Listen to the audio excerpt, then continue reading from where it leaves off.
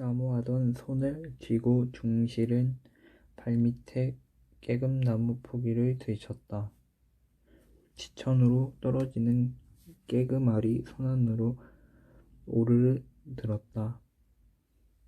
익을 대로 익은 제철의 열매가 어금니 사이에서 오도독 두 쪽으로 갈라졌다. 돌을 집어던지면서 깨금알같이 오도독 깨어질 듯한 맑은 하늘, 물고기 등같이 푸르다. 높게 뜬 조각구름 떼가 해변에 뿌려진 조개껍질같이 유난스럽게도 한편에 올망졸망 물려들 있다. 높은 산등이라 하늘이 가까우련만 마을에서 볼 때와 1번으로 멀다. 9만리일까 10만리일까 골짜기에서의 생각으로는 산기슭에만 오르면 만져질 듯 하던 것이 산 허리에 나서면 단번에 9만리는 내빼는 가을 하늘. 산속의 아침 나절은 졸고 있는 짐승같이 막막슨 하나 숨결이 은근하다. 휘엇한 산등은 누워있는 황소의 등허리요. 바람결도 없는데 쉴새 없이 파르르 나부끼는 사시나무 잎새는 산의 숨소리다. 첫눈에 띄는 하얗게 분장한 자작나무는 산속의 일색. 아무리 단장한 데야 사람의 살결이 그렇게 흘 수 있을까? 수북 들어선 나무는 마을의 인총보다도 많고 사람의 성보다도 종자가 흔하다. 고요하게 무럭무럭 걱정 없이 잘들 자란다. 산오리나무, 물오리나무, 가랑나무, 참나무, 들참나무, 박달나무, 사슬의나무, 떡갈나무, 무치나무, 물가리나무, 쌀이나무, 고로쇠나무, 골짜기에는 신나무, 아그베나무, 갈매나무, 개훈나무, 엄나무, 산등에 간간히 섞여 어느 때나 푸르고 향기로운 소나무, 잣나무, 전나무, 노간주나무, 걱정 없이 무럭무럭 잘들 자라는 산속은 고요하나 웅성한 아름다운 세상이다. 과실같이 싱싱한 기운과 향기, 나무 향기, 흙냄새, 하늘 향기, 마을에서는 찾아볼 수 없는 향기다. 낙엽 속에 파묻혀 앉아 깨금을 알뜰히 봐수는 중실은 이제 새삼스럽게 그 향기를 생각하고 나무를 살피고 하늘을 바라보는 것이 아니었다. 그런 것은 한데 합쳐 몸에 한박 젖어들어 전신을 가지고 모르는 결에 그것을 느낄 뿐이다. 상과 몸이 빈틈없이 한데 얼린 것이다. 눈에는 어느 결인지 푸른 하늘이 물들었고 피부에는 산 냄새가 배었다. 밭심을 때의 직북대기보다도 부드러운 나뭇잎 여러 자 깊이 쌓인 깨금잎, 가랑잎, 떡갈잎의 부드러운 보류 속에 몸을 파묻고 있으면 몸뚱어리가 마치 땅에서 솟아난 한 포기의 나무와도 같은 느낌이다. 소나무, 참나무, 총중의 한대의 나무다. 두 발은 뿌리요, 두 팔은 가지다. 살은 베면 피 대신 나무찐이 흐를 듯하다. 잠자코 서 있는 나무들의 주고받은 은근한 말을 나뭇가지에 고갯짓 하는 뜻을 나뭇잎에 소곤거리는 속심을 총중의 한 포기로서 넉넉히 짐작할 수 있다. 해가 뜰 때에 즐거워하고 바람 불 때 뭉탕 튀고 날 흐릴 때 얼굴을 찡그리는 나무들의 풍속과 비밀을 역력히 번역해낼 수 있다. 몸은 한 포기의 나무다. 벼랑간 부드득 솟아오르는 힘을 느끼고 중실은 벌떡 뛰어 일어났다.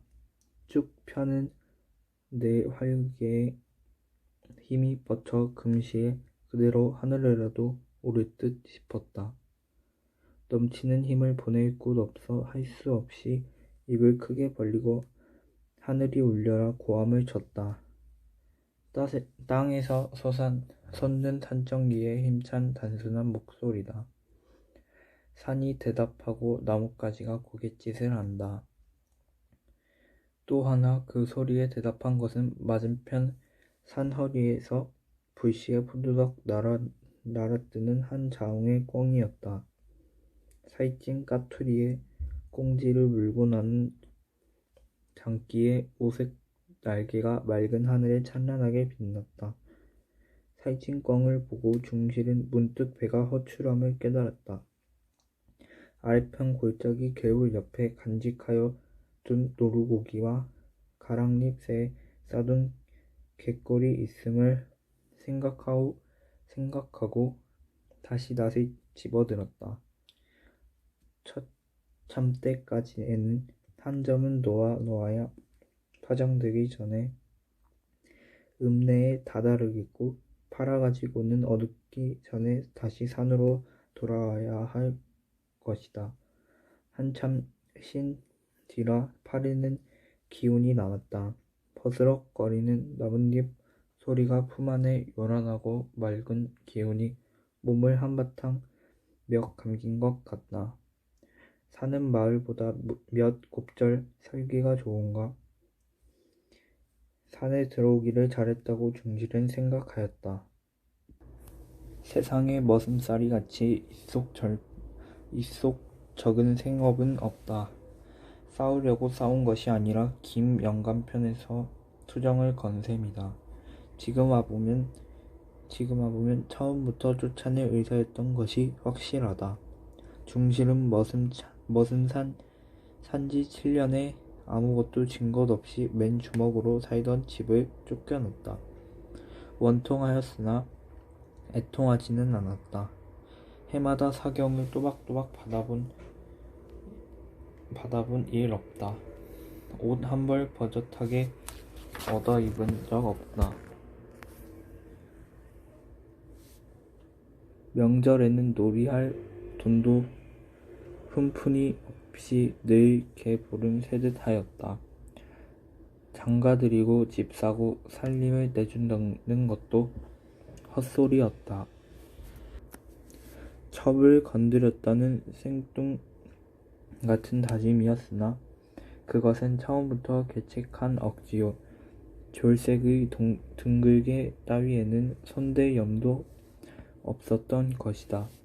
빨래하러 갔던 첩과 동구 밖에서 마주쳐 나무짐을 지고 앞서고 뒤서서 돌아왔다고 의심받은 법은 없다. 첩과 수상한 논팡이는 도리어 다른 곳에 있는 것을 애매한 중실에게 엉뚱한 분풀이가 돌아온 셈이었다. 가살스런 첩의 행실을 휘어잡지 못하고 늘 그능막 판에 속 태우는 영감의 신세가 하기는 가엾기는 하다. 더욱 엉클어질 앞일을 생각하고 중실은 차라리 하직하고 나온 것이었다. 넓은 하늘 밑에서도 갈 곳이 없다. 제일 친한 곳이 늘 나무하러 가던 산이었다. 집북대기보다도 부드러운 두툼한 나뭇잎의 맛이 생각났다. 그 넓은 세상은 사람을 배반할 것 같지는 않았다. 빈 지게만 걸머지고 산으로 들어갔다. 그 속에서 얼마 동안이나 견딜 수 있을까 한 시험도 되었다. 박중골에서도 오리나 들어간 마을과 사람과는 인연이 먼 산협이다. 산등이 펑퍼짐하고 양지 쪽에 해가 잘 쬐고 골짜기에 개울이 흐르고 개울가에 나무 열매가 지천으로 열려있는 곳이다. 양지 쪽에서는 나무하러 왔다 낮잠을 잔 적도 여러 번이었다. 개울가에 불을 피우고 밭에서 뜯어온 옥수수 이삭을 구웠다. 숲풀 속에서 찾은 어른과 나뭇가지에 익어 시든 아그배와 산서로 배가 불렀다. 나뭇잎을 모아 그 속에 푹 파고 든 잠자리도 그다지 춥지는 않았다. 이튿날 산을 헤매다가 공교롭게도 주영 나무 가지에 야트막하게 달린 벌집을 찾아냈다. 담배 연기를 피워 벌들을 이지러뜨리고 감쪽같이 집을 드러냈다. 속에는 맑은 꿀이 차 있었다.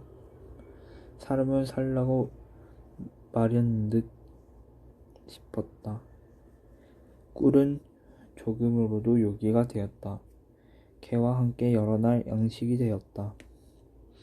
꿀이 다 떨어지지도 않은 그저께 밤에는 맞은편 심산에 산불이 보였다.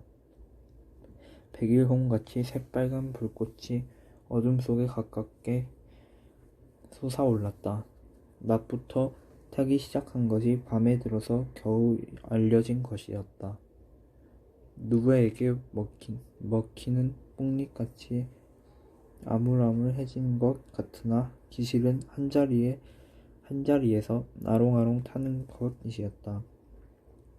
아기의 혀끝같이 널른거리는 불꽃이 세상에도 아름다웠다. 울 밑에 꽃보다도 비단결보다도 무지개보다도 맨드라미보다도 곱고 장하다. 중실은 알 수 없이 신이 나서 몽둥이를 들고 산등을 따라오르고 골짜기를 건너 불붙은 곳으로 끌려 들어갔다.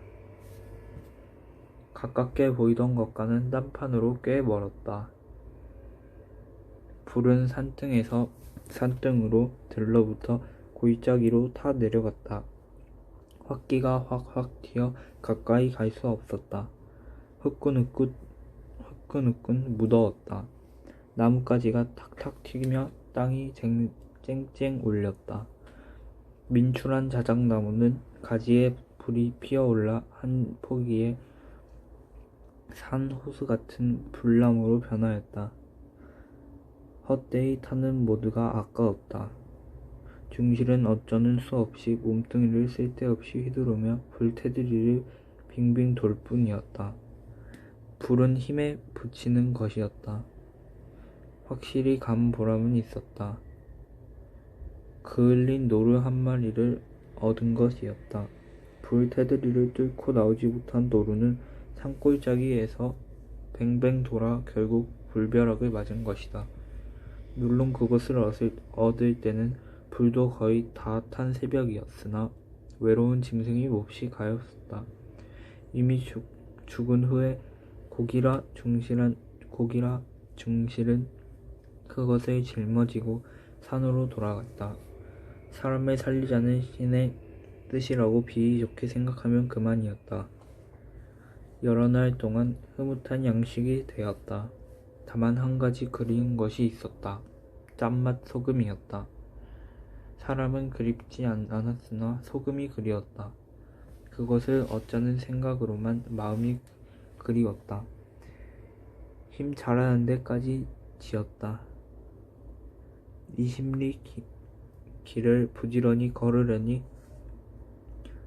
잔등에 땀이 내배었다. 걸음을 따라 나무찜이 휘청휘청 앞으로 휘었다. 간신히 파장전에 되었다. 나무를 판 때의 마음이 이날같이 즐거운 적은 없었다. 물건을 산 때의 마음도 이날같이 즐거운 적은 없었다. 그것은 짜장 필요한 물건이기 때문이다. 나무 판 돈으로 중실은 감자말과 좁쌀 떼와 소금과 냄비를 샀다. 산속의 호젓한 살림에는 이것으로서 조카리라고 생각되었다. 목숨을 이어가는데 헤어짐은 없으면 어떨까도 생각되었다. 올 때보다 짐이 단출하여 지게가 가벼웠다. 솔직 골방에서 왁작지껄 하고 싸우는 것도 전과 다름없이 어수선하고 지지부레하였다. 이상스러운 것은 그런 거리의 살림살이가 도무지 마음을 당기지 않는 것이다. 앙상한 사람들의 얼굴이 그다지 그리운 것이 아니었다. 무슨 까닭으로 산이 그렇게도 그리울까? 편벽된 마음을 의심도 하여 보았다. 그러나 별로 이치도 없었다. 덮어놓고 양지 쪽이 좋고 자작나무가 눈에 들고 떡갈잎이 마음을 끄는 것이었다. 평생 산에서 살도록 태어났는지도 모른다. 김영감의 그 후의 소식은 물어낼 필요도 없었으나 거리에서 만난 박서방 입에서 우연히 한 구절을 얻어 듣게 되었다.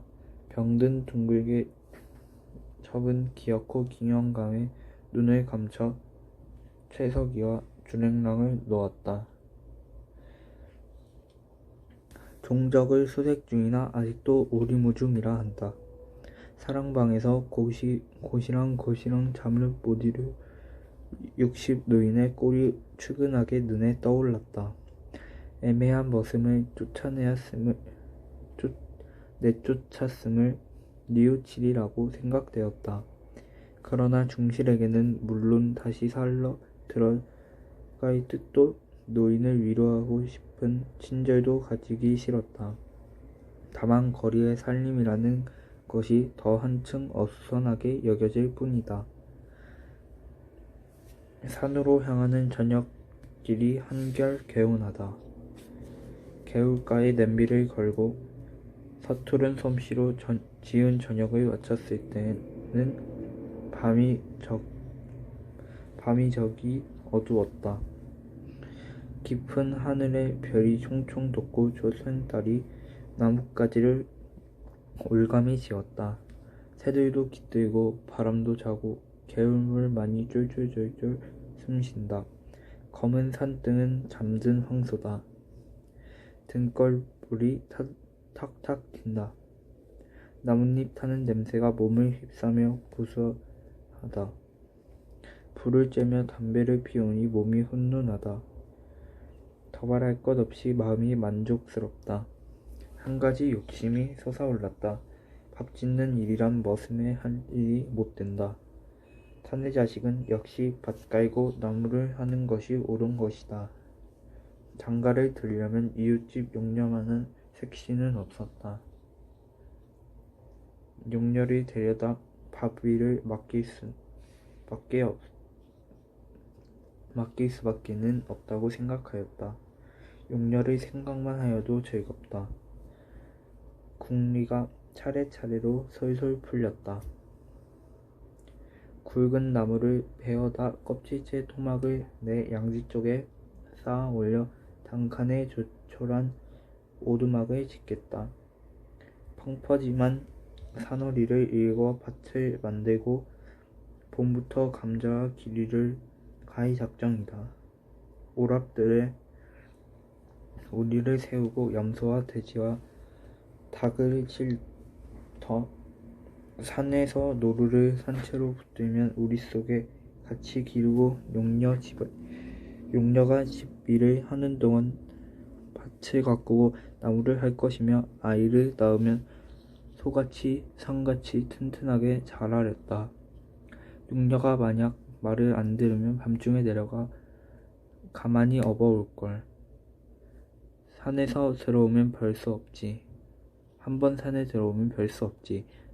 불이 거의 아스러지고 모이소리가 한층 더 맑다. 별들이 어지럽게 깜빡거린다. 달이 다른 나뭇가지에 걸렸다. 나머지 등걸물을 발로 비벼 끄니 골짜기는 더 한층 막막하다. 어느만 때인지 산속에서는 때도 분별할 수 없다. 자기가 이른지 늦은지도 모르면서 나무 밑 잠자리로 향하였다. 낯가리같이 두둑하게 쌓인 낙엽 속에 몸을 송두리째 파묻고 얼굴만을 빠끔히 내놓았다. 몸이 차차 푸근하여 온다. 하늘의 별이 와르르 얼굴 위에 쏟아질 듯 쉽게 가까웠다. 멀어졌다 한다.